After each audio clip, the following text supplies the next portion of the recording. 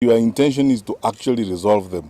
Why do you go to the street? Why don't you call a meeting of that organization? And this is why we are talking about orderly, responsive, and responsible government. Because the leadership is not about mounting platforms on the streets and calling each other names and shouting at each other and so on. Who needs a street conversation on the campaigns of 2022?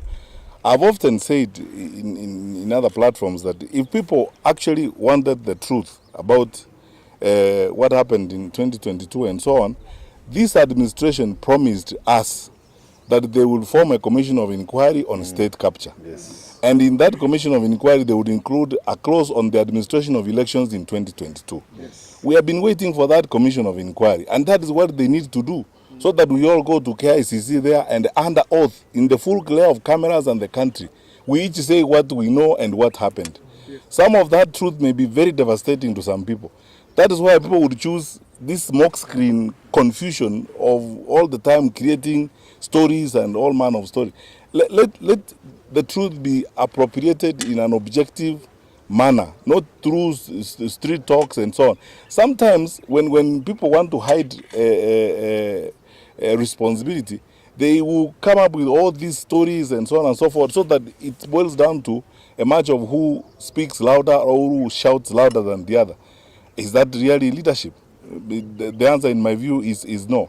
I'm going to ask the Secretary General to talk about the payment of agents and so on, because as you know, that is not something we ought to be discussing about in 2026 as we prepare for elections.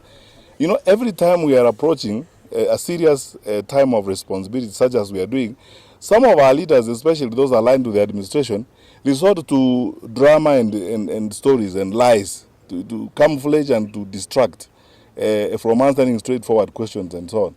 We are preparing for elections as it is. And if anyone has got concerns about those agents who are not paid and so on, should they then address who hired them? And why should it be a national issue? Why should it be a concern for Grace and so on about which agent or as an ordinary citizen or a senior citizen like Kembi Gitura? Why should it be a matter we spend time on every day instead of focusing on the kids who are not in school right now because they have not been placed? The kids who are not in school now because their parents cannot afford the 9,000 shillings because this government cannot raise capitation. The people who have been suffered as a result of insecurity in the country. The patients who have no food at Kenyatta National Hospital or who have no medicine and so on. Instead of focusing on those issues, you are engaged in trivialities and petty things about which agents were paid and not paid. 4 years after the election, how serious are we? SG, if you have I think he has said it. Our party leader was engaged in fundraising. And when he was doing fundraising, resources were being given to the party, Azimio Party, for purposes of being used for the purpose they were intended, including payment of agents. One of the individuals who is in charge of managing those affairs is the SG. And you know who the SG of Azimio is and was and is even today. If we had managed it well, there is every likelihood that Lyra would be in state house alive, having secured proper medical attention when he became unwell. Tuachane na hii maneno, tuende kazi ingine sasa. Asante sana.